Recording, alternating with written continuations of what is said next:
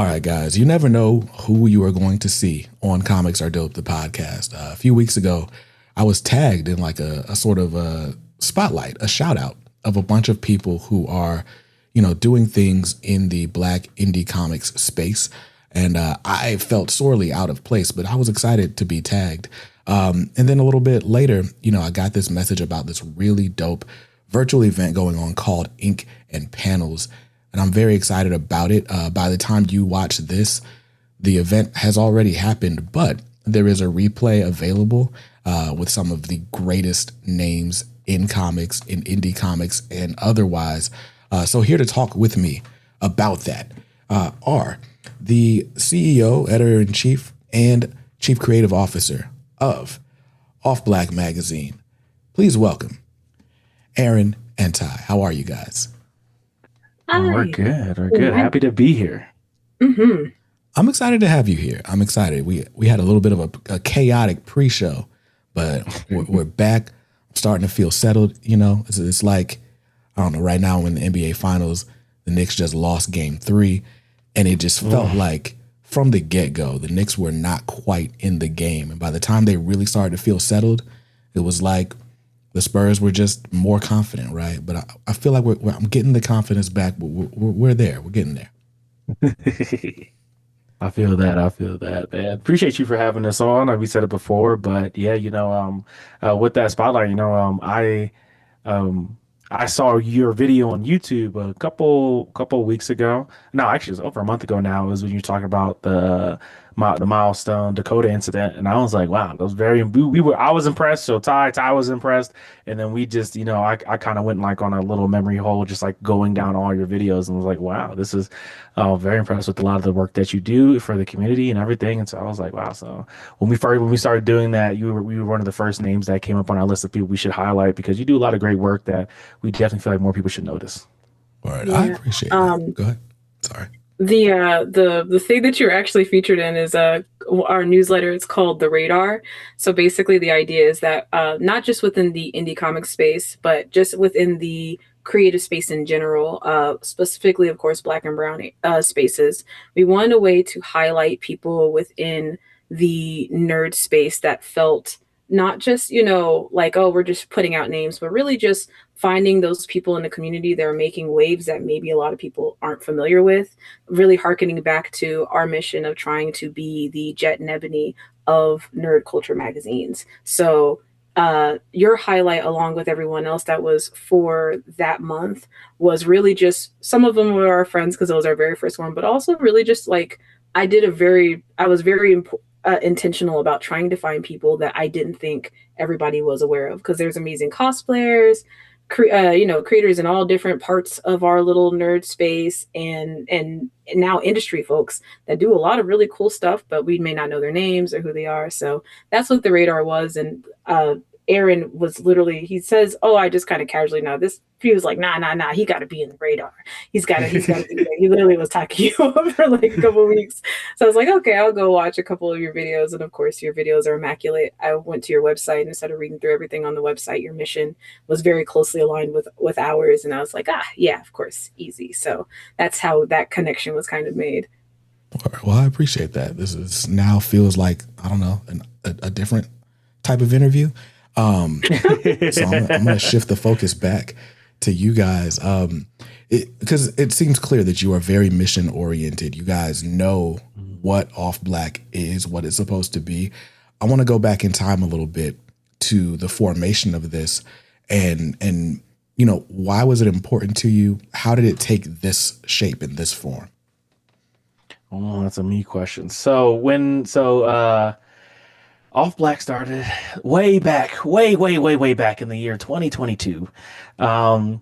It was really started off as like a spinoff of a podcast I was doing with some friends at the time, called Black Anime, spelled the same way. We hate to say y'all, but we do not post new episodes, so it's but we got over 100. We posted a lot, but we started back in 2019 when me and my homie were in college.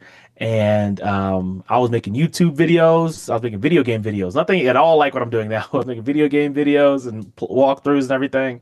And he saw me. He said, "You got the equipment. Let's just do something." Right? I still have the original mic in my closet. But he's like, let's start doing something. So I had never listened to podcasts before, and so I started doing a lot of research, listening to a lot of podcasts and people were doing in the space, and we started. And so that first year, it was just me and him, and we were doing weekly anime reviews, and we would go see anime movies and do that stuff like that until we got like a year in, and I was like, "Hey man, we should."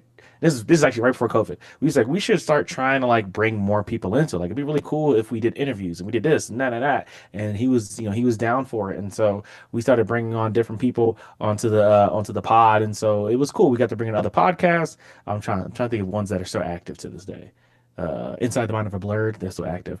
But started bringing in that, and then we started bringing on different creators like Z Share me, who made the CEO of Cutting Edge Animation and has an indie animation on AMC Plus right now called Captain Zero that you can watch. And then like also I got to bring on people like Gabe Kunda, who's the voice for Rocklock in My Hero Academia, along with Brandon Starchild, who's a music artist, and they were at the time making an anime. I have no clue what's going on with that.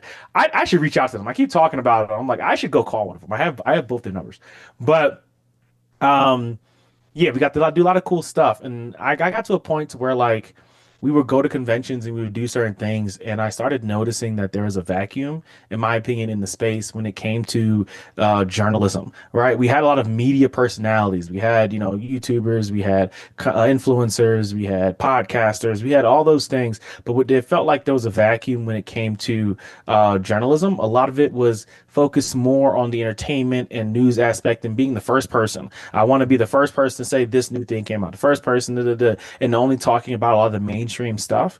And so, what I started thinking was that like, what can I do more, right? What can I do more? Because we had a lot of friends who were making indie comics, a lot of friends who were doing indie animation. It's like, what can I do to help them get more noticed? But also, what kind of aligns with my values? And I really care about Black culture. I don't really care about the culture in general. And so I was at home one day. I was talking to my friend on the phone, and we're talking about different stuff. And I see on the nightstand in our guest room, and it's like spread out these Jet magazines, and I'm like, like it just clicked, like the light bulb went off. I was like, what if we had that, but for nerds?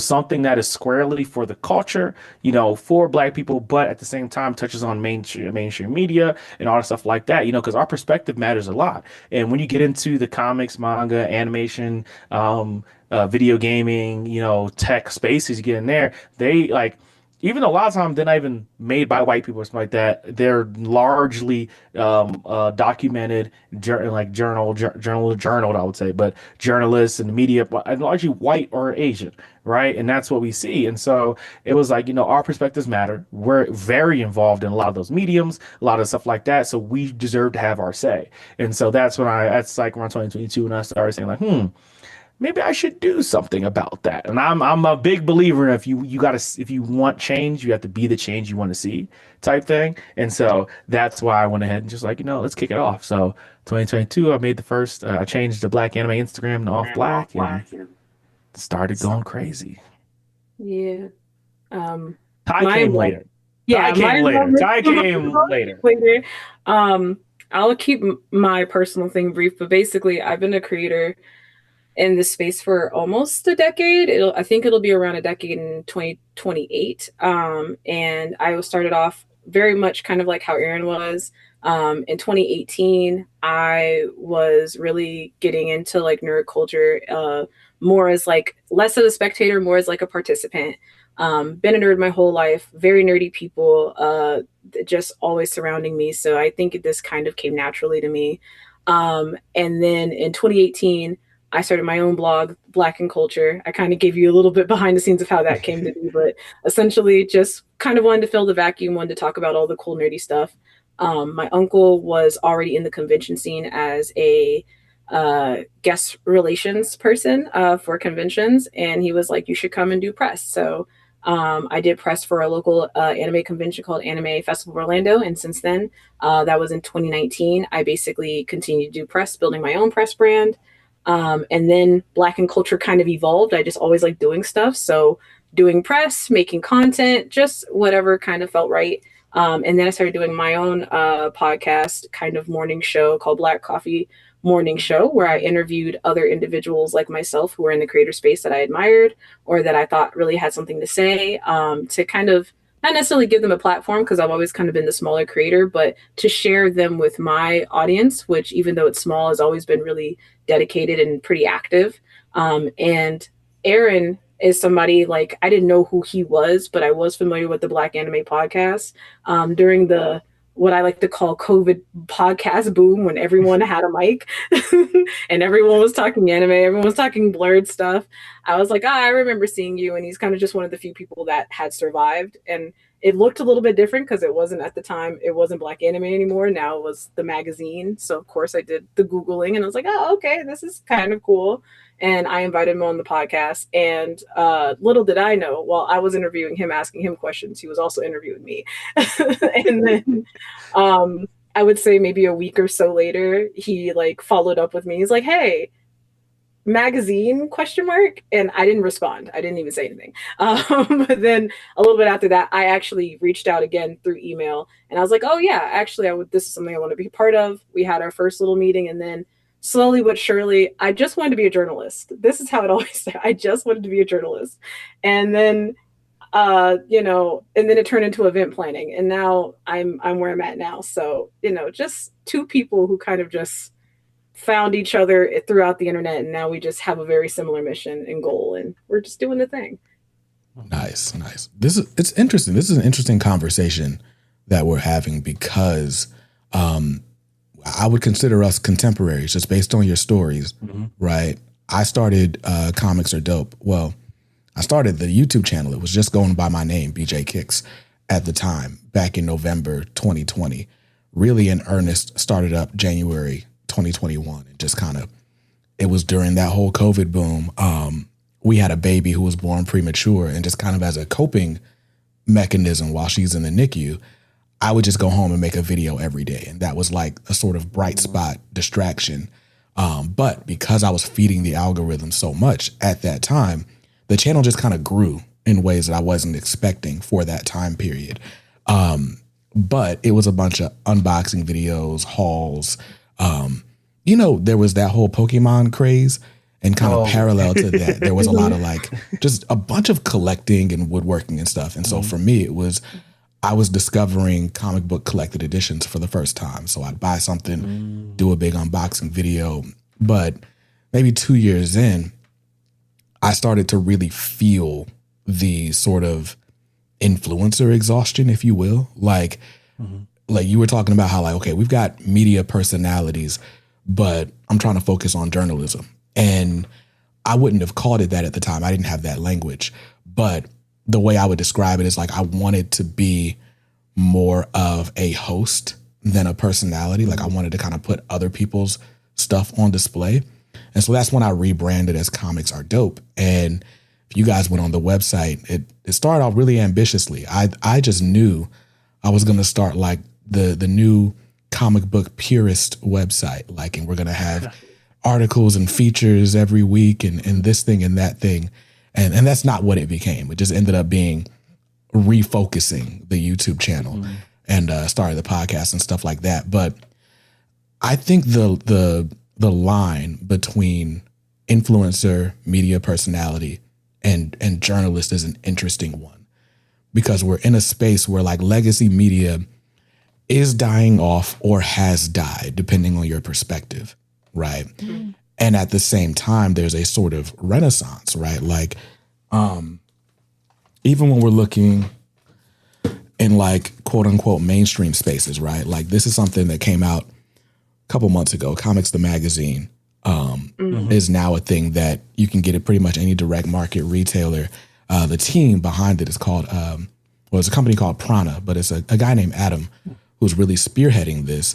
And it's like, I mean, it's a straight up magazine. They're interviewing people. They're telling you which books to buy. They got guest contributors and all of that, right? Like it's Queen Latifah doing her best, right? But that it almost feels like a novelty, but the sentiment has been the same, where it's like nerds need a space we need tastemakers, not necessarily influencers. Like they almost want some sort of a gatekeeper, some sort of a standard bearer. And I don't know, I feel like we kind of all feel that instinctively, but I'm curious as to how you guys would make the delineation between content creator, media personality, and journalist. Do you want to do? Do you want to go? You want to go first, Ty? Yeah, I'll go first. You We've go first. literally had this conversation like for the last 2 months in some way, shape, or form. We did a panel at MomoCon called Journalism and Nerd Culture, where we talked about it. We were recently on the Room Full of Blurs podcast. Shout out to them. And that conversation came up again. I think for me, as someone who's both a content creator and I consider myself to be a journalist, my standards is always both have a different standard of ethics. I feel like as a content creator, I hold myself to a specific standard, but that's not a requirement of the job of content creator influencer. Also, as a content creator, regardless if I like being called an influencer or not, that is kind of what I do. Is I influence people. People have told me in the past, "Oh, you recommended this book, and I read that comic, and it was great. You recommended this anime, and or I." This always blows me. Oh yeah, your anime recommendation list. I look out for them. That's insane. Please don't. But like just the the level of interaction you have with an audience is much higher than it would be as a journalist, and then just your level of standard that you hold yourself to. That's how you have some content creators and you have some influencers that people really love and really enjoy, and you have some real slop influencers that are just like, why are you on the internet? On on the other side of things, you have journalism and journalists, which I think have a very strict level of ethics when it comes down to their reporting, to the stories that they share. They have to be held accountable, because that's kind of the whole ethos of being a journalist, is capturing those stories authentically, truthfully, making sure that that not your making sure that your angle is ethical, and making sure that the stories that you're reporting is holistic. And as far as when I'm in journalist mode, for me, I hold myself to a higher standard. I do a lot more research. I do, those things that we did in school, the primary source and the tertiary sources. I'm making sure that everything is accurate, because I don't want to give you information that could be inaccurate. And I value the fact that if I give you inaccurate information, that comes back on me. And I just don't think that content creators necessarily have to do that. There are some content creators who do, but I don't think that makes them journalists off right. As far as where those things blend, like I said, there are some content creators out here that I stand by that are basically journalists in their own right because of the level of work that they put in. And then there are some journalists who kind of have to play into the content creator role because, unfortunately, that's just the nature of things right now. Everybody needs a click in order to get the views, in order to get the viewership. So I think it's very nuanced, but I do think that there's like a clear separation, but very much a thin line. It just depends on what kind of standards you hold yourself to. I don't have much to add to that. I'll say I'm not a traditional journalist, especially compared to Ty and a lot of other journalists that we have on the magazine. I have a degree in physics. Okay, I'm a STEM guy, and so in starting the magazine, it was a big learning process, because one of my main goals was to not be. And I tell people all the time, like we do content creation, but we are not content creators, right? Because we have to do content creation to get the word out, in this day and age. I would love to just make a magazine, put it in a dentist's office, and then sell 100 copies, right? But in 2026, that's not how that works. And so a lot of stuff that in this journey of what we're doing with Off Black was finding that happy medium between, creating content and keeping journalistic integrity. And so I don't, we haven't done any retractions. We haven't had to turn around and say, oh, we said something wrong, whatever, because all our journalists are pretty good and our editors are really good. And so we haven't had to have that problem. But that's like that idea of retraction is a different problem that content creators and influencers don't really have to do anything wrong. If they do something wrong, it's not like, oopsie, my fault, boom, right? But if a journalistic organization does something wrong, now it's like, oh, Like y'all, there was 5 people that looked at that before it got posted, and y'all still posted that, right? Like it's there's a different, as Ty said, rigor. There's a different rigor to it because no article goes from and as in off black, it gets written and gets posted. No, it goes through about 3 different hands before it even gets put on the website because that's a part of our checks and balances and making sure that we're saying not only the not necessarily the correct thing, but we're saying the I don't want to say truthful, but we're just the verified thing. We're saying the verified thing. So even if we are being critical, even if we are, maybe not saying something that everyone's going to love, right?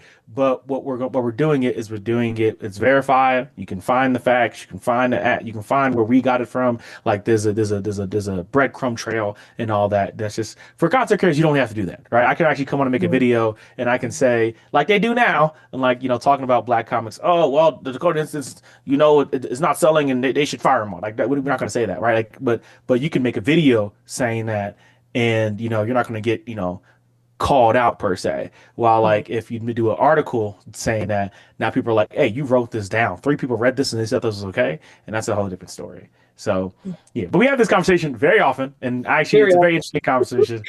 We have we have somebody writing something about this also to talk about it. So it's a conversation that in 2026 is very relevant in a way that it wasn't before. Even when I would say like the first like in the content creator has been doing this for almost 2 decades now. Like since YouTube started, really, I would say like that's when like the content creator really started, and that we're now just kind of having this conversation.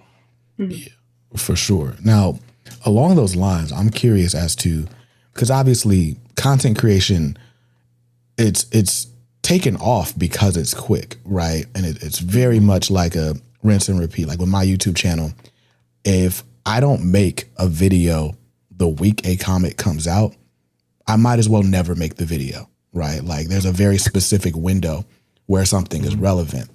And, with nerd culture, everything is drops, right? Like, so comics come out Wednesday, video game might come out on a Friday, songs. It used to be stuff all came out different days, new book Tuesday, new music Wednesday.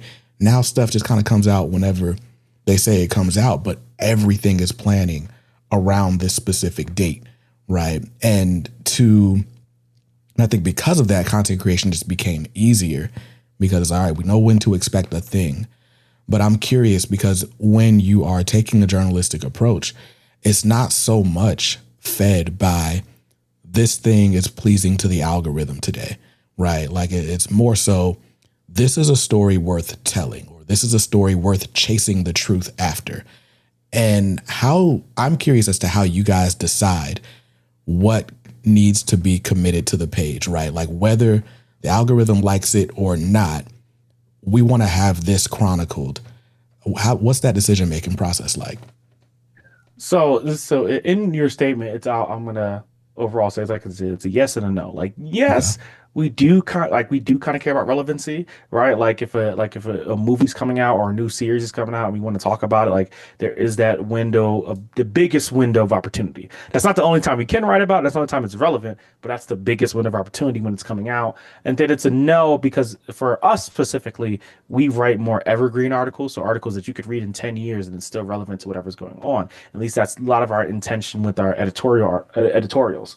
But I would say the really important thing is finding your identity, and that's in anything, right? When you do content creation, when you do newspaper, you do magazine, finding your identity, right? And so we think of it's like the big players, like IGN, right? IGN, Kotaku, Comment, no, what's it called? Think of the comic website. Not Bleeding Cool is pretty good too. Bleeding Cool, CBR. CBR, right? So for I would say Kotaku's a little bit on the back end. They do video game reviews, but that's not their hardest hitting pieces, right? While for IGN and CBR, their reviews, CBR being comics and stuff like that, and IGN being video games, that's their thing, right? If IGN one day came out and said we're no longer doing video game reviews, people be like, well, okay, why would I go there? Right? Like, and they do write a lot of stuff. IGN writes about anime. IGN writes about tech. IGN writes about so much stuff, right? But their main focus is on the video game industry. And then they also branch out and do other things because they all intertwine. But it really depends on your identity. our identity is as like an editorial cultural magazine, and so we focus a lot more on, again, writing evergreen content, writing opinion content, and doing in more investigative stuff. So like if we miss the window for a movie, I'm not hurting, right? Because we can make it relevant. So like we wrote it was an anime that came out. The second season got announced, Blue Eye Samurai. I don't know if you saw it on Netflix. It was something that a lot of people were talking about. We wrote necessarily a review for it, but it wasn't necessarily about the show per se. It was about what the show was trying to say. Mhm. And so we could write that today and it would still be relevant to it, and we could write that when season 2 comes out, and still be relevant, but all that kind of stuff. And so that's really a lot of our focus. We do we do reviews of current stuff here and there. We do talk about current events and we try to get around it. But for our identity, how I've made it is that's not our main focus. End of the day, we'll never be Anime News Network. Anime TV Japan. He's doing a great job on social media, getting you up to date on the newest stuff that's coming out and stuff like that. And that's just not what we do. When we go to Anime Expo, I believe he goes, or somebody he has go Anime TV Japan, somebody goes for him or whatever. We're not sitting there, because I get the same emails, but we're not sitting there, posting, oh, they just announced a new season of Blue Lock. And we're not posting that because that's not our identity. So it's a little bit of both. It really depends. I think for influencing and everything, it's that visual aspect that matters a lot. You got to make the video. You got to make that thing pop. While for the journalist aspect, it's like, hey, yeah, I got to make a video, but I want to write about it. I want you to read, right? Because like Anime TV Japan, even on his website, you got to read, right? You get the press release. We got to write the press release up. It's not just we make a video and we read the press release. And so I think that'd be like the biggest difference. It's like just really finding your identity is really important, no matter what style of creation that you're using. Got you. And I mean, just browsing through your website, right? Like you've got a lot of different types of articles here, right? Like there's a lot of different topics. There's interviews, community spotlights, reviews. So it's diverse, but it is still focused, right? Like as you said, it's all for the culture and coming from those perspectives. And I should stop and compliment your website because I do like the layout of it. Oh, thank you. Yeah, congratulations, Aaron. I work so hard. Okay, I work so hard. Thank you so much. No problem at all. I'm curious. So I've been on this sort of comics journalism kick as of late. One of my, I don't know if I want to call it New Year's resolutions, but one of my goals for this year was just to put my voice out there in different ways. Like stop just talking on my own microphone, finding ways to put my voice to use, whether it was a pen or what have you. Right. So I just been studying different people writing and interviewers and stuff. Right. Like this is an old issue of the Comics Journal. And it was important to me because it's issue 160, but it's like the black issue, basically, from early 1993. And basically for me, the draw to that magazine was they interviewed all the Milestone guys, which those 4 never sit for interviews all together. Typically, you'll get 3 of them, right? So it was unique for that reason. But they also interview like everyone who was anyone in Black comics at the time. So there's Ho-Che Anderson, who's got a feature. They did a feature on like Black underground comics, which is how I learned about MC Squared and Pozro Media and all this different stuff, right? And for me, going back and finding these old magazines feels like a time capsule, right? And you've talked about the sort of evergreen nature of what you guys do or what you aim for in a lot of times. But do you find a sort of need to chronicle the time as well? Like, is that something that's in the back of your minds or forefront? I would say for me, it very much is. There are some pieces that I'm working on right now that are taking a little bit of time because, of course, very busy. But I think especially right now with the state of our political climate, the state of our social climate, I always like to say that the nerd community, the nerd, whatever this is, nerd otaku space is just a small microcosm, a small example of what our larger society is saying. So all these conversations that are happening right now online about when did nerds become right wing, or why are people so aggressive? Why are certain anime characters being used as symbolism for Nazi propaganda? How are we getting all of these radicalized thoughts? And it seems very out of place. But realistically, if you're paying attention and you're documenting culture, especially if you're someone like me who's been in nerd culture since they were a child, it's very easy to kind of identify where something started, how it collides with something else that's going on in the greater social zeitgeist, and then connecting those two pieces, and then fits, and then getting to the point of saying, oh, this is how we got here. So I find it very important to use off black as a way not just to document all of the big major important things, but also document those voices who end up just kind of going under the radar. There is a lot of creators, especially when we're talking about like I wish there had been more effort to document that COVID boom that happened, because there are so many individuals that came out during that time that were doing some really dope stuff, or maybe there was a lot of stuff going on, who's to say. But I actually recently was going back. There used to be a database where it documented all the podcasts that was during that COVID boom. Yeah.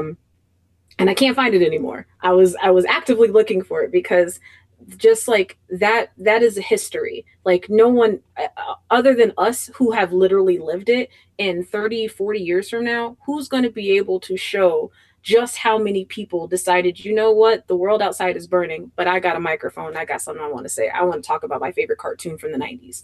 And there really isn't going to be any place outside of our lived experiences, or if we document it, where we'll have that. So it's really important that, I think a lot of people sometimes find our community a little silly and a little frivolous, but I think especially right now, I'm finding that our communities are so important, because we are culture. People like normies, if you will. I like to crap on people who don't have any hobbies, but like normies or whatever. They're, for all the Marvel movies, for all the video games that they play, it starts here. It starts in our community. And I think it's really important that we're constantly, having that information. So when someone does decide they want to do a little bit more research, they want to do a little digging, they got it.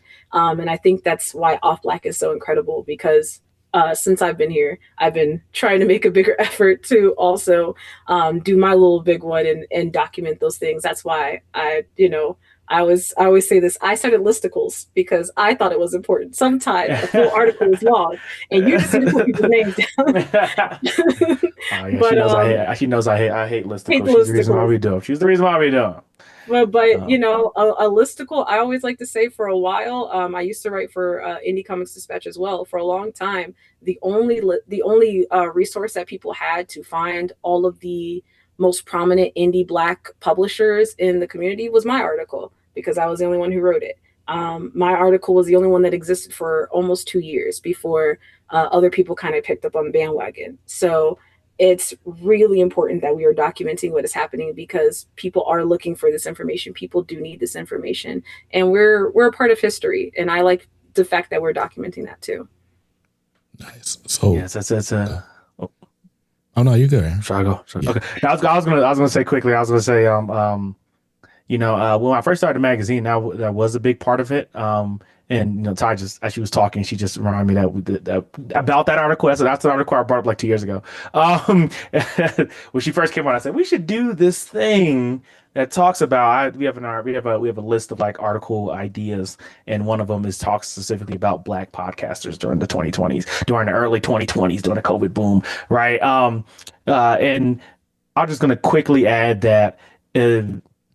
When it comes to when I say we are the nerd version of Jet and Every magazine, I mean that seriously. Like I did the research into the magazine. I looked into it. I don't just say that to say that. The reason why Jet Ebony was called Jet was because it's about getting Black news fast, right? And so with what we do at Off Black, it's important that we do have some speed to it, but that we have it's a level of importance, and so that people can really, like as Ty said, they can go back and look at us and be like, okay, like they're talking about stuff that no one else is talking about, and it's really important that we do talk about that. It's important that we interview certain people. Like when I interviewed DJ Taylor Senpai, I was, I do a lot of research in my interviews. He didn't really get interviewed a lot. He had been DJing in the space for 10 years. For 10 years, that man has been a DJ from coast to coast. And and the fact that there are other, black kids and black adults and black people that want to be DJs, and so his experience is really important. But then also, it's really important that when people look up important DJs in the space, his name comes up, right? Because he's been doing it and he deserves the recognition for it. So it's that idea, like, give them the flowers while they're alive, but also about creating that is Googleable, searchable, but that archive that somebody may go back and look at that interview and be like, wow, I didn't know there was a black DJ that was DJing from coast to coast, and he went through things and he did this and this is his journey and things like that. And that might mirror someone else's or inspire someone else's. So it's also just really important that we have that, because when we can find people that look like us, or we can find people that were doing similar things to us in the past, and we can look and be like, man, maybe my journey isn't, I think I'm going through hell, but they might be going through worse. Or what, I read theirs, I'm like, man, okay, gives me that power to move to my next step. Mm-hmm. For sure. So, Ty, you talk about not only documenting moments, but also kind of drawing lines between them, understanding the sentiment of the day, and maybe identifying patterns, right? And I'm curious because you guys have been in the space a bit longer than I have, right? I've been doing this. I'm in my sixth year, but you've been on this a decade plus, right? So,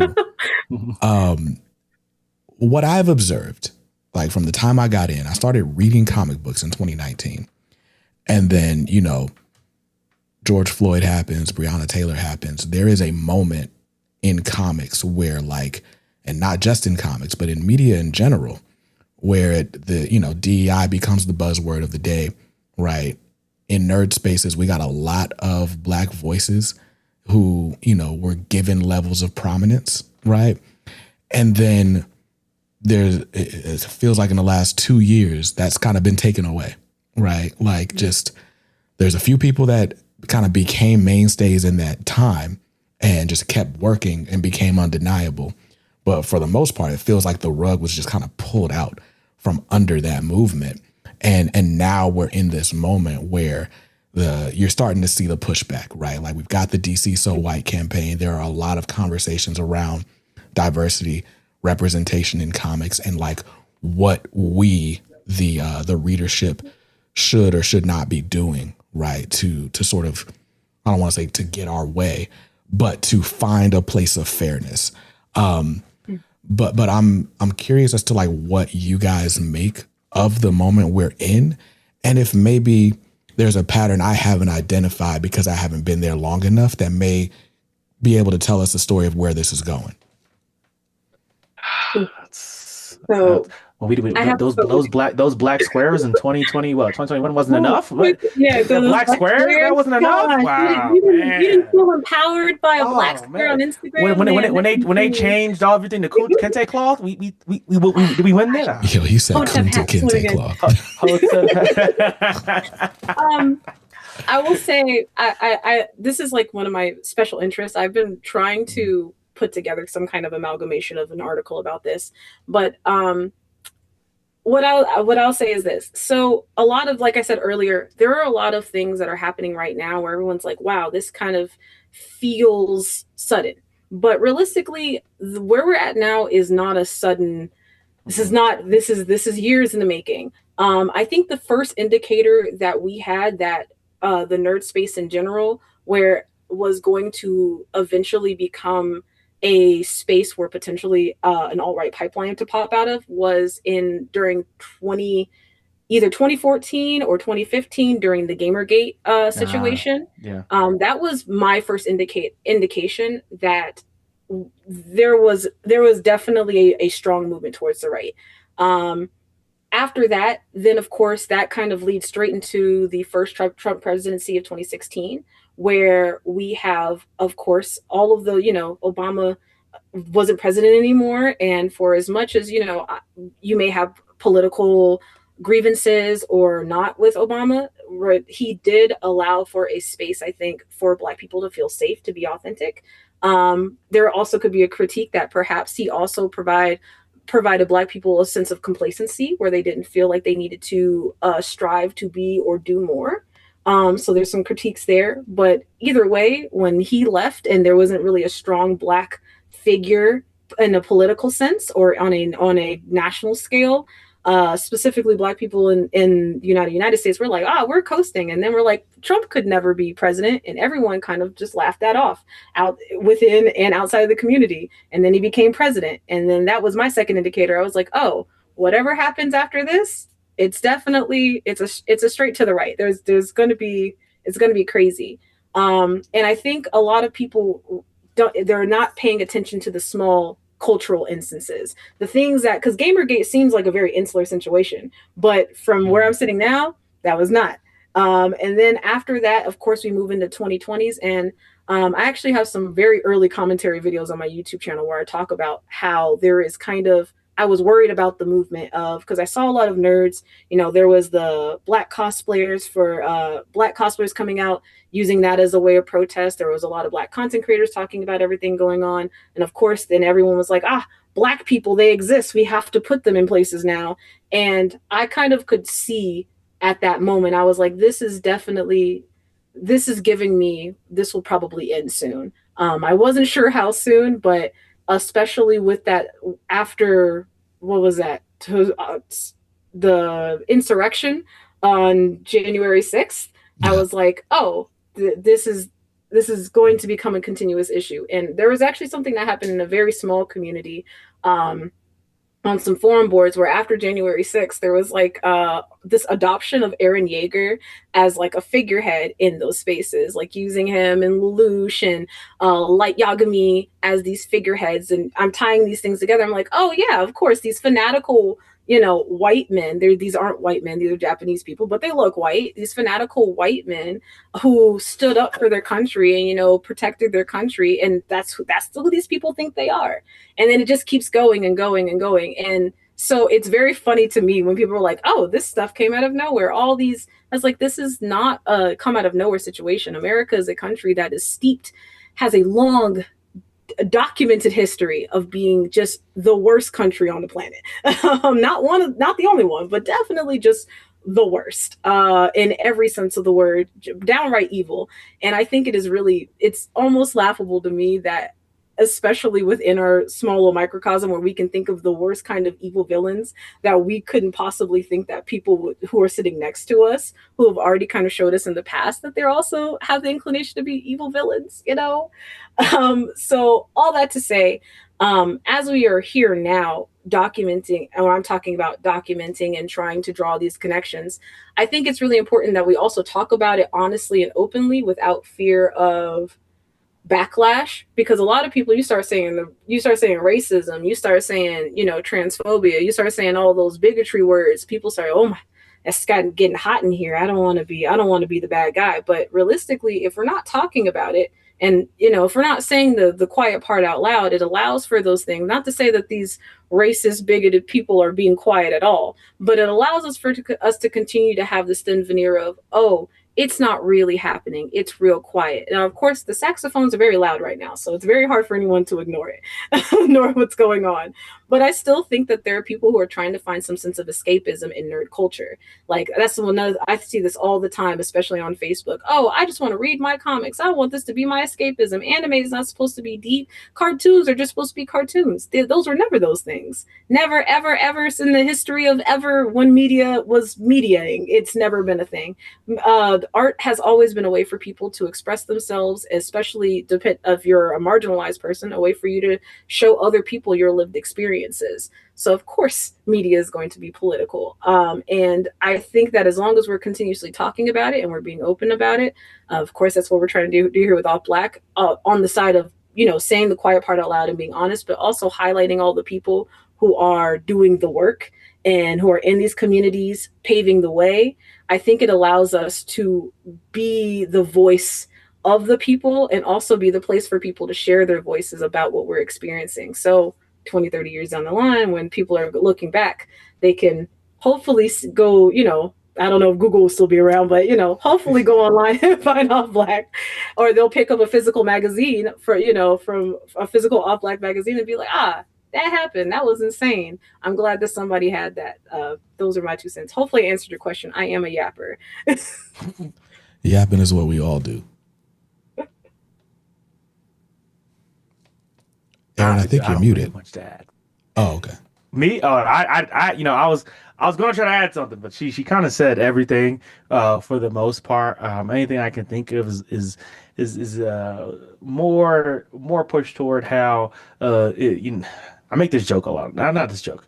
I make this observation a lot that Black culture is very insular, right? So when you are someone who can move through the different cultures, whether through online or in person, you see how different people's reactions and experiences are. So I'm trying to think of a good example. What's a good example? Okay, I'll say let's talk about conventions wise, right? There's a lot of different types of conventions that go on in the United States. A lot of them, right? Like the biggest Black ones are BlurCon and DreamCon, and the biggest, non-Black ones would probably be like Anime NYC, Anime Expo, the Comic Cons, so San Diego and New York Comic Con, right? And the biggest problem I see is that in the Black community, we're very insular. So like we don't see a lot of the drama that goes on in the other communities. And so that is another thing where we talk about like in a way complacency, but also in a way of not us advocating for each other, that we miss out on opportunities and we miss out on ways to capitalize. And so I mean that in a sense to say that it's great that, in a sense, like why I only made Off Black is that we need more people to see us, right? A lot of times we're totally fine with servicing the same Black people we see every day, right? But that doesn't mean those are the only ones that are interested in what we have to say. And so a lot of times it takes a lot of outreach and reaching different communities and going and talking to people and going places that you might not regularly go to make those connections and also make those insights. And even sometimes it takes allying with people that are, non-Black if they are also with the cause and finding that common ground to allow us to then grow higher and higher, right? And so we see that in, revolutionary movements throughout history where you find that other who's not, may not look like you, but not speak the same language, but is allied and believes in your cause. And that's also how we continue to grow. So I guess like Ty kind of said everything that needed to be said toward the history portion and how we got here in the trend.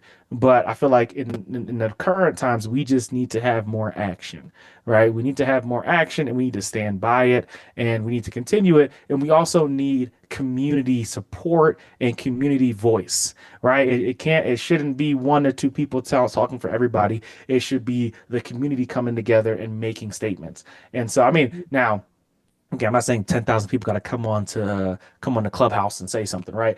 But I'm not saying that. But community leaders that are willing to make that outreach and do those things. And so, that's why, like, with our event Incan panels, a really important thing for us is that although we're going to have fun, this isn't about having fun. This is about getting jobs, right? If we like I said, I want to be I believe in being the change you want to see. And so if we want more Black characters created by Black people in comics, in animation, in TV shows and all that, then we have to create that pipeline, right? We cry about nepotism, which is a problem. We cry about, they're hiring their friends. We cry about all that. And you, as BJ, you've talked to people in the comics industry, they hiring their friends. They talk about so why can't we be friends? Right? Why can't we be friends, man? Right? And so like that's part of this event. It's like we trying to make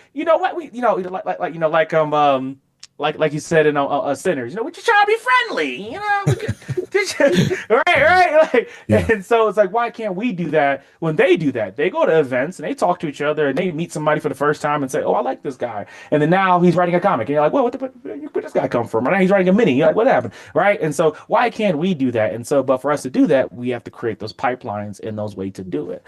And so that deals with outreach, reaching out to our allies, reaching out to other Black people and making that happen. Okay. Mm-hmm. So at the risk of derailing this conversation before we get to the Incan panels, right? Mm-hmm. You've said a lot. We're talking about movement building. We're talking about building coalition.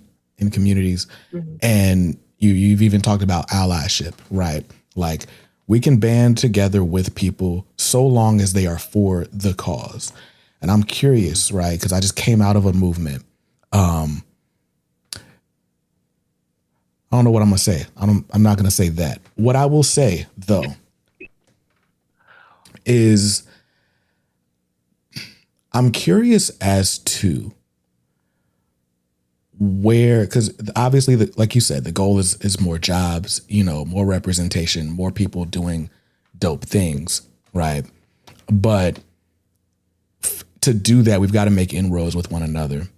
We've got to build community. We have to have the masses, right? How do we determine who we ally with and what the quote unquote cause is? Oof. Want me to go So first? Oh, you got it. Okay. no, I think I don't like to be too spicy, but I do think I try. I'm spicy behind the scenes, but I try not to Not be on spicy main. No online. spicy on main. No No spicy on spicy, main. no spicy on main. But I will say I would like to be clear because I think it's just I just think it's so important. So I will briefly just give some thoughts on DC So White because I do think it's a really good way to talk about when we're talking about clicking up and starting a movement and how do you determine who you're clicking up with, all those particulars.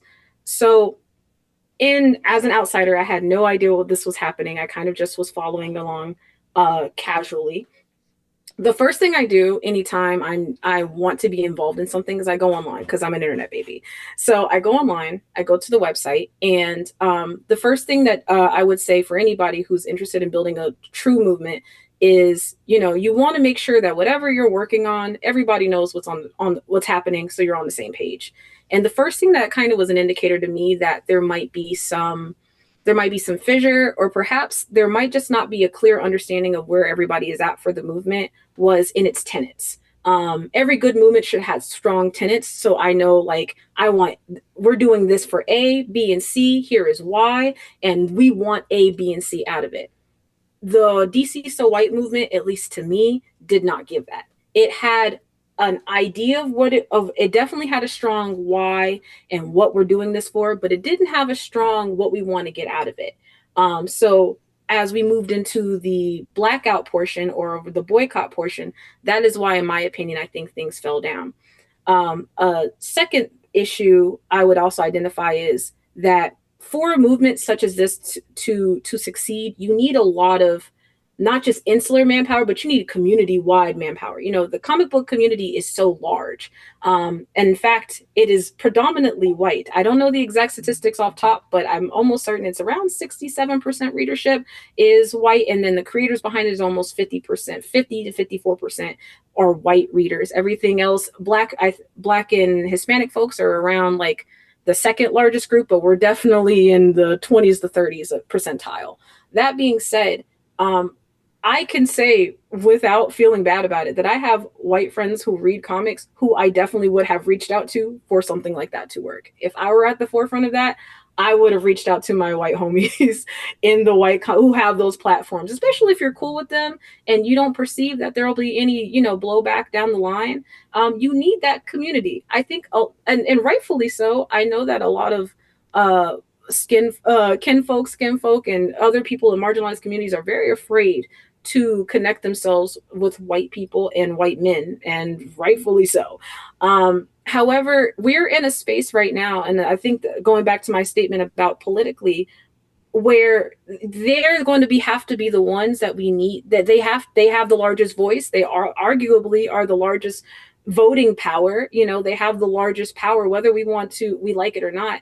We would have to ally with them to a little bit. I'm not saying rely on them folks, and I'm not saying let them lead the movement. I'm just saying a tool is a tool is a tool. Networks are networks. They're there for us to use them and to be supported by. And there are people who I saw online who were outside of the Black community who totally agreed with DC So White from their different marginalizations, who had their own critiques and critiques and issues with DC So White that wanted to be a part, but weren't really sure how to get a part or weren't really sure what the situation was, largely because, again, I think the tenets weren't very clear and those lines of communication weren't very clear. So as we're talking about moving into other, we want to create more movements, we want to create more coalition, we want to create more community. The truth of the matter is, and I've said this before behind the scenes, is that specifically within the Black space, the Black indie space, we're kind of trading the same $10,000 back and forth between creators.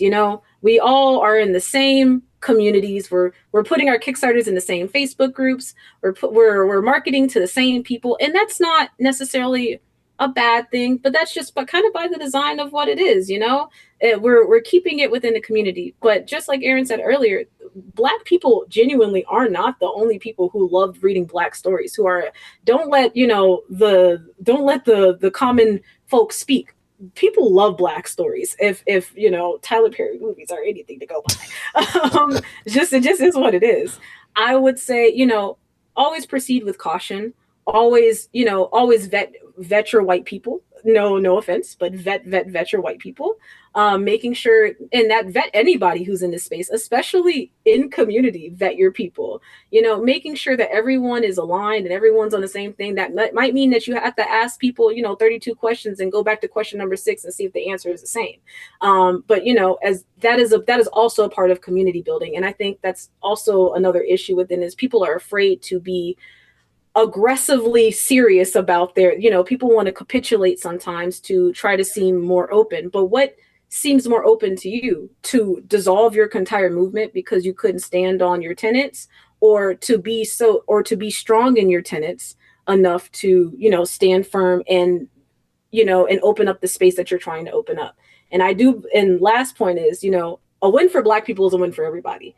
Black people, because so much of the marginalization that we experience, there have literally been policy changes because Black people, they didn't want Black people to eat. They didn't want Black people to win. If you're helping Black people, you're automatically helping everybody else. And it's been proven. Anytime I've seen a Black woman enter to the comic book space and she writes, that Black woman reaches back and she goes back into her community and brings up other people to write and draw.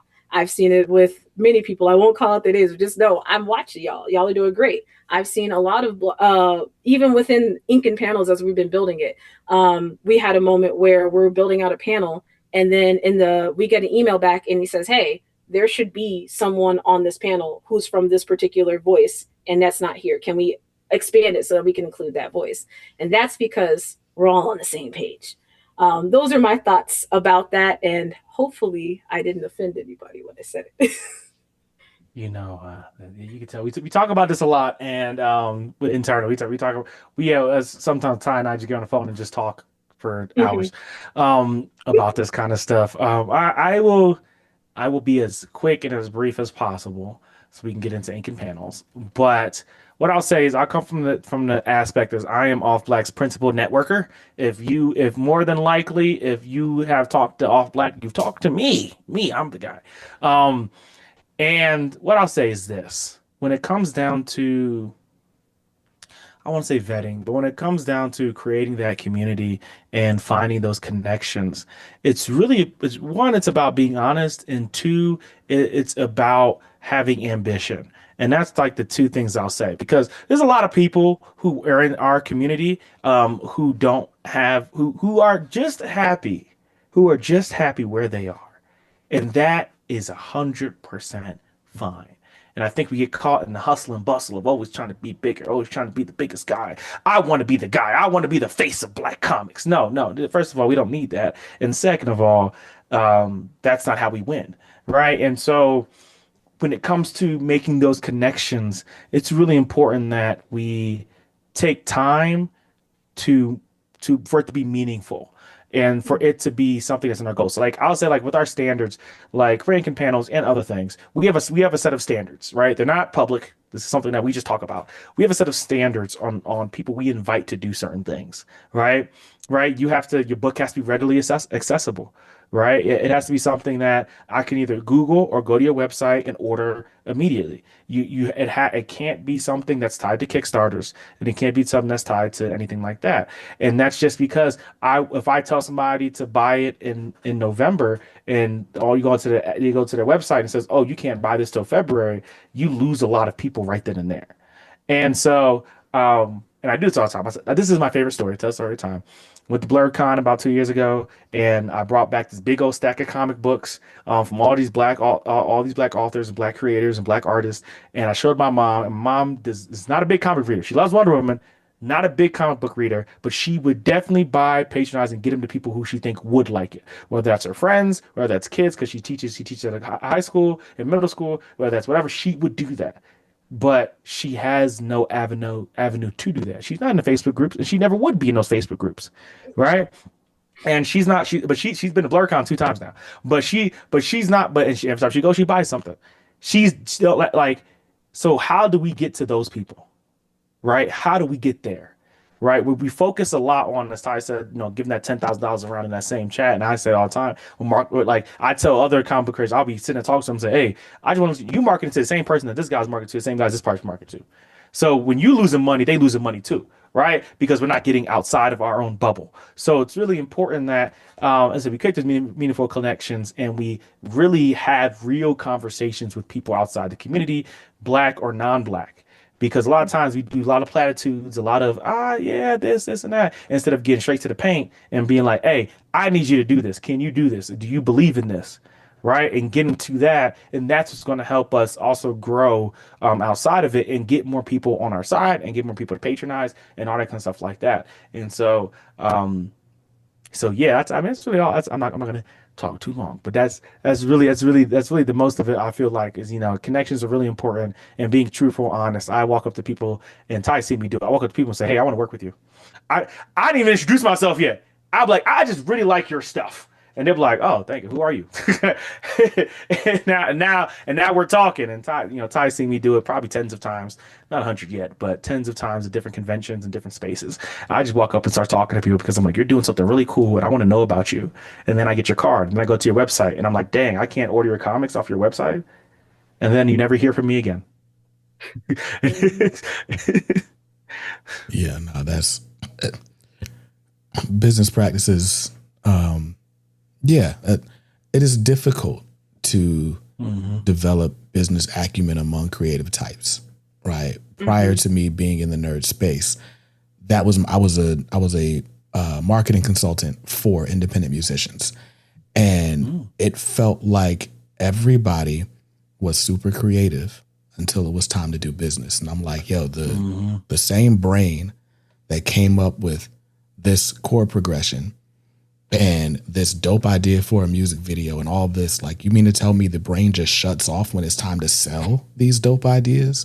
Yeah. But it's like, for a lot of people, it's just, and I think it's just that we've been conditioned to believe that business is supposed to be boring, right? But that's a soapbox for a different day. All of that to say, like, I feel your pain, right? Like, when we're going through some of these things, and it's like, okay, this, you would think it would be top of mind for everyone. Like, okay, I want my stuff to be accessible. I want people to read my stuff. Because truthfully, aspirations, for finances, fame, whatever aside, the majority of us who make art because we want it to be seen. We want it to be experienced, right? And, most people, if you ask them, all they really want is for their bills to be paid. They're not even asking to, like, be rich. It's like, well, if I could just do this and make what I'm making now, I'd be cool, right? But for whatever reason, it's like they don't think about how that can be received in any sort of responsible way. But anyway, that's a different conversation, a different rabbit hole we can go down a different day. I want to talk about Inka panels because you've been talking a lot tonight about making connections, drawing through lines, but then also the reach back, right? Like you mentioned, Ty, there are, I could call names. I don't want to call names either, but you're right. There are several people who have gotten in this space and have said, hey, you should know I'm not the only one who can do this. In fact, there are people better than me and you should meet them, right? And that is what I see on Ink and Panels. But I want to know kind of how Ink and Panels came together. Obviously, it's in its second year. It's an online webinar to help you get into comics, manga, animation, and other spaces. Where did the idea come from? Why is it important to carry out? Ooh, another me question. So I'm gonna harken back to my story about my mother. When I showed her those comic books, I ain't never see she smiled. She's like, oh my gosh. She was like, if I could, I would buy these. She worked at a school. She's like, where can I buy more of these? I want to put all these in my shelves, in our high school library, right? And so the idea started bubbling then, and I was like, I was like, what is a way that, again, I use the word meaningful a lot, that we could meaningfully bring attention to not only the books but the people, right? And I do this when in my interviews. I tell my interviews a lot. I'm like, hey, we have two types of interviews. We have one that's about the people, one that's about the product, right? Because we need both. Like sometimes I need to talk to you about you because your journey, your story, who you are is important. And then sometimes I need to talk about your book because you need to promote something and get it out and people need to buy it. And so we have the two things. So anyway, so that's where it started. So it started bubbling. And that was before Ty came on. And then when me and Ty were having our interview, that's when it started to really grow. When I was like, I want to do something in the community that's not a convention, because even though conventions are cool, we have 1,000 of them, and they're only going to get more expensive.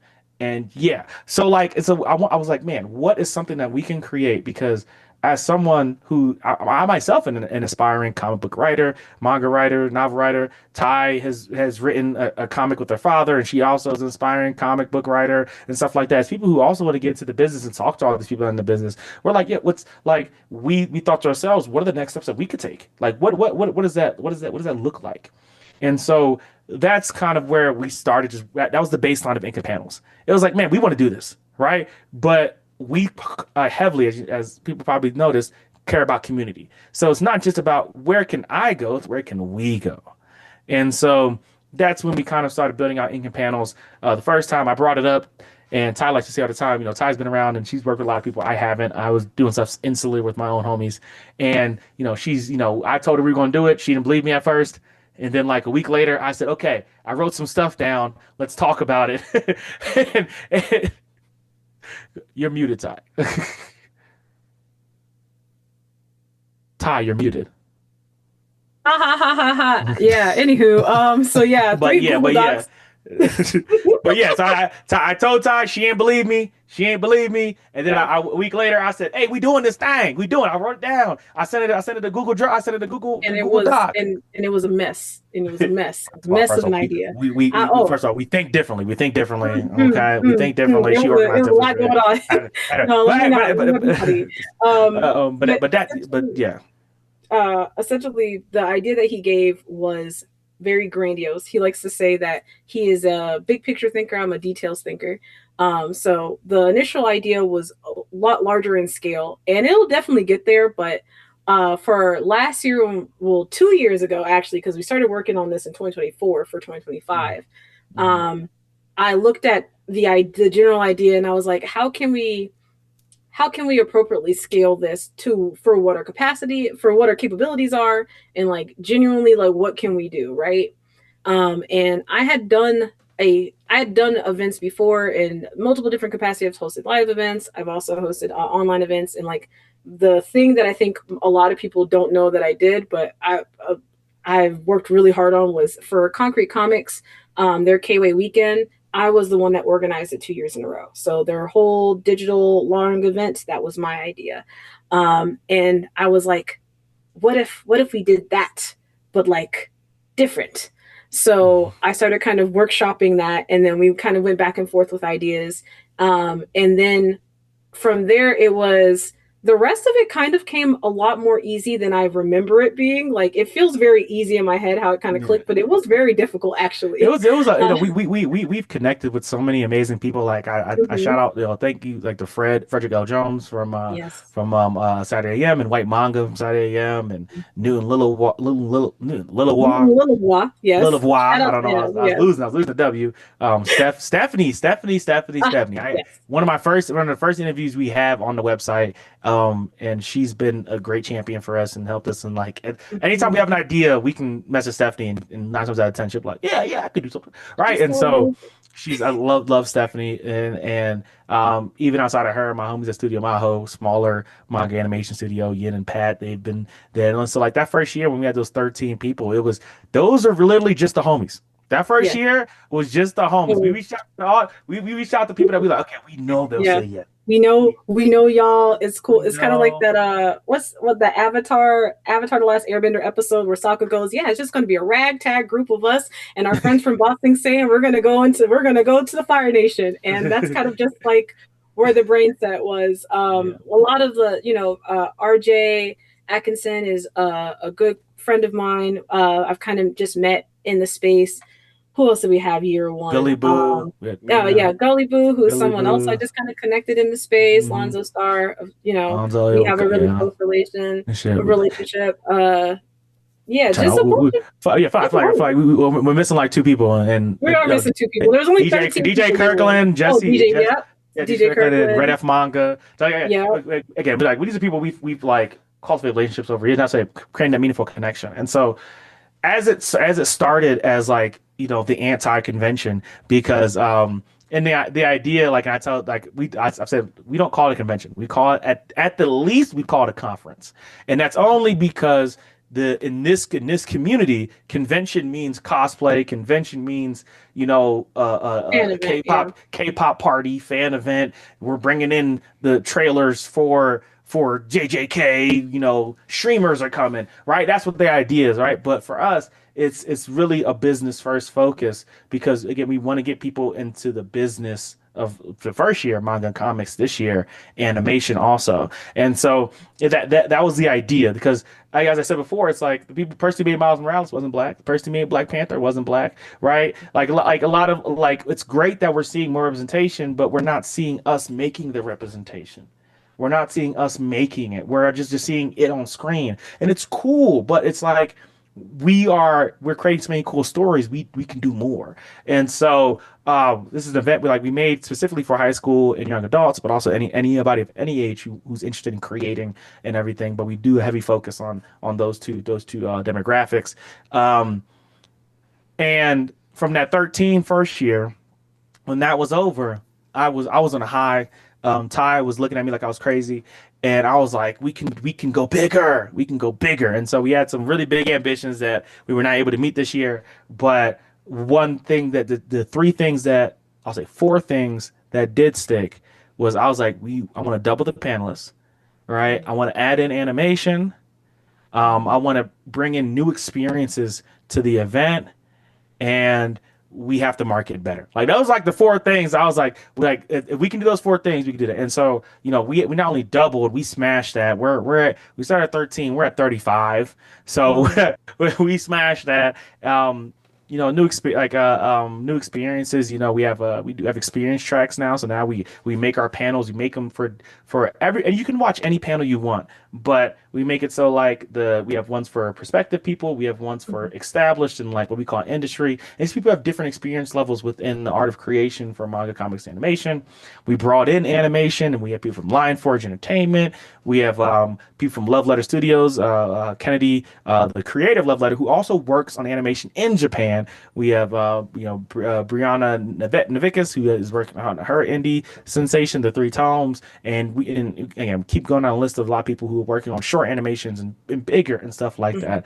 And so it's just, and then also the thing we added in is something that we kind of talked about. We talked about a little bit here, but we have a business and marketing side now. We have people who are PR professionals. God's Will from Viz, Dan Coyle from Image, Karama Harris from Lion Forge, Kosi, who has her own PR, who does her own PR firm and everything. And so we have we brought them in because I am tired. I am tired of it passing around the same $10. I'm tired of that. All right. We need to get out. All right. You need to be posting online. All right. We need to figure out how to do that, And so this year was very ambitious. Right. And as BJ said in the beginning, you can go and watch the full live stream and the panels now as they come out. But this was a very ambitious year that I feel like we did about literally 90% of the things that we want to do. 10% is honest. The 10% we want to do is not impossible. It just needs some more time to cook. But we got to about 90% of the things we want to do this year, and we're really proud of it. We're really happy that we were able to bring these people in for these conversations, specifically because we believe that if you watch that live stream, you will leave. If you watch a live stream, you pick your selection of panels, you go through your experience track, you will leave with the knowledge to where to go next with your art, where to go next with your writing, where to go next with your business, where to go next with your comic, whatever it is. If you're not a business, you're just like, hey, I want to sell more comics. We have that answer for you. And so this is all that's like the whole, that's, kind of where it started and where it is now. And, we still have such big ambitions for this that we really believe that we can make, appreciate everyone for believing in us and taking this leap of faith to us too. Nah, man, this is what you guys are doing is amazing. Like I'm looking at the lineup on Eventbrite for Ink and Panels, right? And as far as I can tell, this isn't even an exhaustive list, right? But no. They only let you do 20 people, right? They do 20 people on Eventbrite. It's crazy, but I mean, we've got the aforementioned Stephanie Williams, Joe Illidge, White Manga, Lonzo Starr from Concrete Comics, Frederick Jones from Saturday AM, AJ Ampadu, who's been doing an insane amount of work for Shadow Man with Valiant, Greg Burnham, who might be the busiest man on the convention circuit, like straight up, Marcus Williams, David Crownson. And these are just the comic book names that I'm pulling out because I know the audience is familiar with them. Greg Elise, Lloyd and Tashi. I'm actually on a panel with Tashi this Saturday as we're filming this. TJ Sterling, right? Like, so these are not like, all right, quick story time. Like I said, I used to be in the music industry, and even before that, I was in like the sort of online marketing creator space where the webinar was like the word of the day every day, right? And what generally would happen is like people would create these e-summits, and it's like, I'm going to put together a list of people that right? Because they're successful and they're online making money, blah, blah, blah. And each of them is going to pitch you their program in an hour-long panel. It's basically what would happen. And you get this super surface level information, and it'd be like, all right, well, here's my free blah, blah, blah. Here's my lead magnet that you can grab. And it was just a big promotional, we're late enough in the episode. It's a big promotional circle jerk, right? Is what it was, right? And this is not that. Again, I'm familiar with these names. I know these people, right? I know their character, right? And this event, right? While I do not know the two of you, right? Just by the names that are associated with this event, right? It tells me everything I need to know about you, because these are stand-up people. These are people who want the best for the community. They want to see, real impact, not just among the creator space, but among, the potential readership, the buying audience, right? Like, these are people who care deeply about the work they're doing and about the people who it will affect. So I'm excited to go back and watch this replay. I have a crazy busy weekend ahead of me. I wish I could just sit here and watch this stuff live. I kind of wish I could have been a panelist, but I mean, I'd have to time travel for that. But I'm very excited to catch this replay and really just kind of sit and absorb, because there's also no way that you watch this Friday and Saturday or Thursday, Friday, and you're just like, all right, I know everything there is to know. Like, you got to sit with this for a minute, go back, Mhm. take notes. There's a lot of bars that get spent. Oh, gosh. And this year we are like also bringing guest moderators. There's so many new things we did. We brought in guest Mhm. moderators this year, and it was nice to sit in the background and listen to them do it. Now, as I'm sitting in the background listening, we're like, wow, okay, they Mhm. really Yeah. talking up there. Because when you're in the moment, it's hard to always be there, but really talking up there. And a beautiful thing that is really important to us with this event is like I believe what Issa Rae said in peer-to-peer marketing, right? It's really important that we don't just market above, we market each across the aisle. So what you'll see in so a lot of these panels is genuine curiosity and joy from the panelists talking to each other. And what we are really trying to do is that there is value in this for everyone. So Mhm. when we curate these panels, because me and Ty and I curated every single panel for this weekend coming up, Mhm. we don't just see like we saw Joseph and Steph and we said, oh, we should just put them together. Yeah, but they might have a good conversation. No, we said, okay, who is this person also going to take something Mhm. from when they leave, right? We want everyone to take something from this, right? Whether you're a panelist, whether you're an attendee, whether you're whatever, if you're there, you're there, whether a moderator, we want you to take something from this event.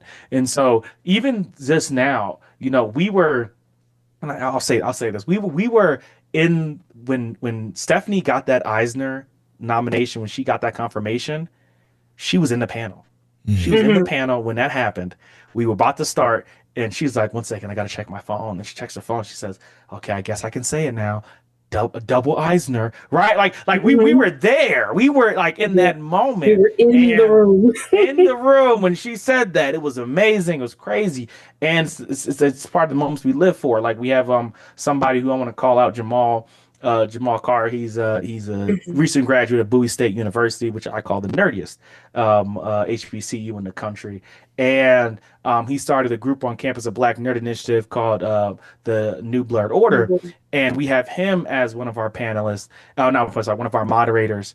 And he went to school for animation, and so we have him in the panel where it's about what it's like to be a working artist in comics and animation. So animator, and we have Brian Navikas, we have Kennedy Freeman, we have Astronym, we have Marcus Williams in that panel. And so for him, right, that's extremely valuable, right? Because he's now able to talk to the people that are in the position that he wants to be in. Mhm. And after that panel, he's talking to me, like, hey, you guys, like, y'all taught me something one, but I need your information. Like, what can we do, right? And so like that's that idea of deriving value from every source, right? Like when we put us in a room and you put people who care about community in a room and who care about lifting each other up, it's like a rising tide raises all boats.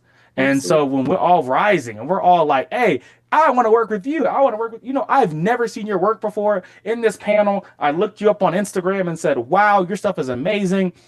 I need to work with you. And that's happened.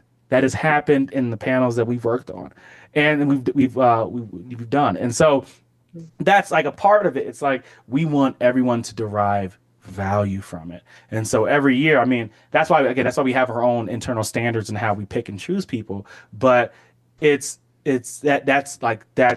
the importance of it.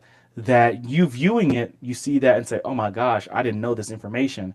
And then people doing it are like, "Oh my gosh, I didn't know you existed. They just put me in a random panel with a random person. I didn't even know who you were.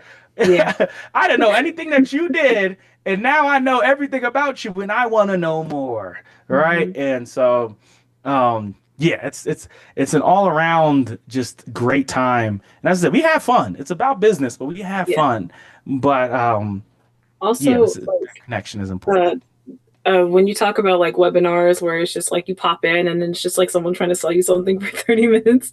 I think another thing that I really enjoy about like this web seminar that we're building is that there is also just like its value, as you said, like, oh, this is not just you watch it and this is not something you're just going to be able to watch the first time and like sit with this. Like we're truly made, unlike other web seminars where that's probably the first and last time you're going to see that person. Or if you do see them again, it's going to be the same exact web seminar that you saw 2 months ago because their goal is to sell you something. And that's actually one of the things I really appreciate about Ink and Panels and Aaron's ethos for the event is that the goal is we want this to be continuously be accessible. So that's why it's going to be up on our YouTube for forever, as long as YouTube exists.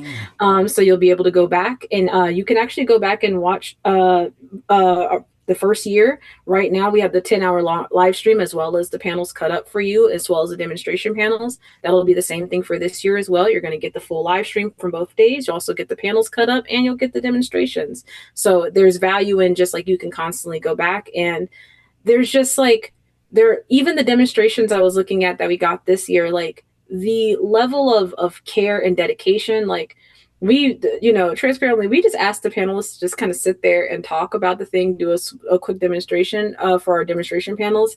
And one of our demonstration panelists went above and beyond. So you guys are going to see that Saturday. And I'm just going to let you know, we did not expect that. They went in and they added these animated elements that I was just like, whoa, like, okay, thank you. I don't think they've done that on their own page yet. This is a new thing that they haven't done on anything else. I also now realize why it took so long to get to us. Yeah. But it's a new thing. And so much dedication, right? So much, And we're pulling people that have never really had an opportunity to share their voice, their actual artist voice online, like Blanimation, also Stevie. She's worked with Adult Swim. She has done animations for a myriad of places, and she does a lot of commissions, and people are very familiar with her work, but they're not really very familiar with her. But she's also doing a demonstration panel about storytelling, and in that demonstration, the amount of information that she gives is so, I'm just like, wow. And on the back end, she's like, oh, do you think it's good? Do you think people, of course people love it, because you're intelligent and you're amazing and you're an amazing creative. So of course it's going to be great. But I think that's another amazing opportunity that this provides. I think it helps to give voices to artists who in the past might have been really afraid to show themselves behind the scenes, because a lot of artists, as you said before, a lot of creatives, they get a little crazy, they get a little freaked out when it's like, oh, business, oh, marketing, oh, boogie. But in this way, we kind of get to help them out. Like we mentioned earlier, Gully Boo or Shinsira Shop. She is someone who has been working really hard. No, trying not to get too spicy, but she has a hentai, but it's a Black female created one. How many Black women do you know or how many Black people do you see in hentai? You don't, because it doesn't exist. But she made it happen. She also has a really cute all ages crush series that's on Webtoon. That's like, I'm like, this has been so cool had I known this existed. If I were like, in my 16, 17, my late teens, I would have loved to read something like this. We're helping them get their voice out to an audience that may never have even known they existed. So it's a real nice way of like, we're connecting internally, we're giving y'all something.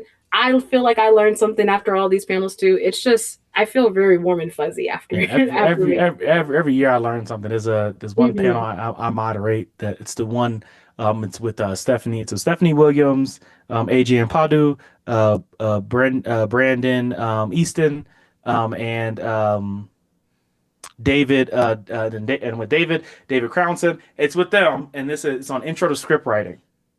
Oh my gosh, the amount magic that was made in that panel. We're talking. I'm like, man, I'm writing notes. I'm texting Ty. I'm like, hey, I got an idea for a thing now that we talked about this. Like listen to that panel. I'm like, man, and like that was, and like almost every panel was like, I was like, every panel was like that. But like that's when I was moderating personally. I'm like, oh my gosh, like we're in here dropping things. I ain't even so.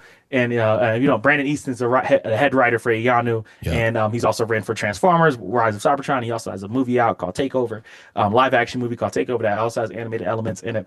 And man, that man's an encyclopedia. Him and Frederick L. Jones. I said they got to meet. Next year. I got to get them in the same panel room. Oh yeah, because him and Fred will just start pulling up references, and you be like, you're not that old, man. Like, you're not that old. But he be pulling up references. You be like, what? And then Brandon the same way. Brandon start pulling up references. You be like, what? Yeah. And so it's just yeah, great time all around. So much information being shared, and as Ty said, being accessible. My goal is for this to be free forever. Like as this event grows and we go to different locations, do bigger things, right? I want this to be as free as possible, right? And because again, that's how we grow. Right, like I don't think in our community we're at the state now where somebody should be doing something like this and then saying, "Hey, give me $500."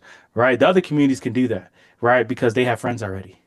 They already know they already know who they want to work with. Like you go to that event, you might be sacrificing $500, right?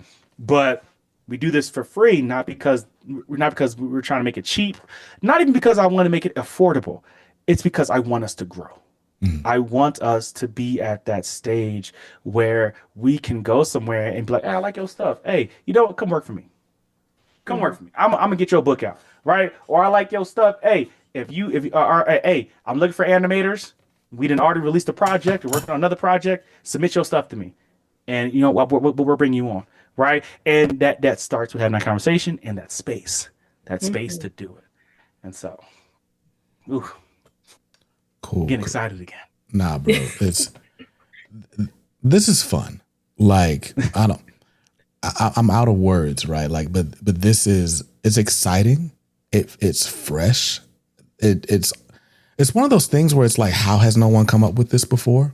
Why did this not exist before you? Right. But like, I'm very glad it does. And it's an idea, like even you were talking about your script writing panel, right? Like I'm familiar with every name on that panel, and even just sort of the thought that went into the programming, because each of them is known for a very different type of story, right? Like, so not only are we all gleaning from them, they're clearly gleaning from each other in these conversations. And it makes for, like, y'all ever watch Actors on Actors? Right? Yes, yes, yes, yes, yes. Like, I don't know. I could sit here and nerd out with y'all, but we'll do this offline or whatever, so that this episode's not too long for the people. But I love hearing people talk about their craft, and no one talks craft better than two craftsmen, right? Like, because now I'm not teaching you, right? We're just in conversation. And if the listener is savvy enough, they'll get everything they need to get out of it. And we're going to pull things out of each other that no one else would. So I don't know, man. It's just a testament to you guys' skills as connectors, as, observers, right? Like as journalists, that is what the job is to be able to understand culture so that you can move culture. And I'm excited about the work that you're doing. I'm supposed to feel more objective, right? Like if we're talking about journalism, but no, this is fun. This is like being able to meet people like you and amplify your stories and the things you have going on is the reason I do this. And so it's vindicating in a way that I don't know that I have words to express. So thank you guys, one, for reaching out, for putting on this event for the community, for all the work that you're doing. Because like you said, you're doing it for free, right? Hopefully that changes, right? It don't have to be free to the end user, but, or it can be free to the end user, but it doesn't have to be free, right? Like, because this is valuable. You are creating value in this space. And I think that deserves, what it deserves. So we'll keep talking, but, you guys have an ally in me, whatever you guys need, whatever I can offer for you guys, listen, I'm down to help. This event, like I said, is June 12th and 13th. Where can people go to register, to watch the replay, and to stay connected with you guys? So the easiest thing is you can go to our YouTube. It'll be live on Twitch and YouTube, but again, once you see this, it'll be over. But how it'll work is after the live stream goes on 12th and 13th, we'll probably take like a 4 or 5. Ty will probably take a 7-day. Me, I'll take a 4 or 5 day break. And then the following week after, we'll start loading this up into YouTube, probably about 1 to 2 panels a day over about a month. just to, get the finished edits and do a couple things here and there, to as we roll them out. And then yeah, by the end of July, you'll be able to watch the entire live stream. You'll be already by Sunday. You'll be able to watch the entire both days because it'll be two different live streams. You'll be able to watch both days, the fully out. But by the end of July, you'll be able to watch the individual panels along with the 2-day live stream. So of course, there's different goodies, right? And there'll be stuff that's in the live stream that won't be in the regular panels, and vice versa. And so try to give people different experiences. And also, I want to say, you said something fun about talking about varieties, actors, and actors. I talk to Ty about that all the time. That's one of my inspirations for how we do a lot of a lot of our content, because what Variety is doing is amazing with bringing these professionals in to just not only talk to each other, but then talk about their work, right? Like, it's great when we do it, right? When a video essayist goes out and says, yeah, I believe that the writer believes this and this. But what's really cool is when the creator comes out himself and says, hey, this is what it really means. Like, the curtains are just blue. The curtains actually don't mean anything. You're actually supposed to look out the window. You guys look at the curtains, but I put something in the window, right? And so there, and then last thing I want to get on my hits, right? I say this all the time, and because you also made a good point, without being connectors, if you've seen Vinland Saga, I say off black, we Thorfinn. You know what I'm saying? We have no enemies. Right, we have no enemies, right? You try to like hit us and smear dirt on us. We're like, hey man, relax. You know what I'm saying? Like we not getting into it. We have no enemies. So like, A might not like B, or B might not really know who C is, and they think they're better. No, we gonna make it work to where we find an understanding, because that's where community starts. And so yeah, like I said, we have no enemies. We ain't got that. So nice. Well, listen, I think that's a great way to end this, right? None of us here are enemies, right? And you might go make some friends if you watch this live stream. So check out the Inking panels. This is the second year going. Make sure you stay connected with Off Black on all forms of social media. Follow their YouTube, follow their Instagram. I'm over here going through the website, looking at past issues. I'm like, oh snap, it's an actual magazine. This is amazing. Some people just say magazine and they don't really mean magazine. They mean blog. So listen, I'm excited. Hey. Hey, hey, that was whatever.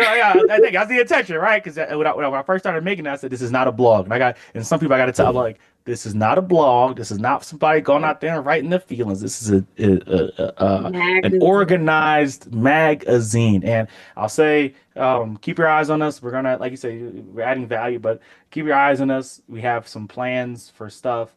Because, when I say Jet and Ebony, I don't mean that in just our ethos. I mean that in our methods.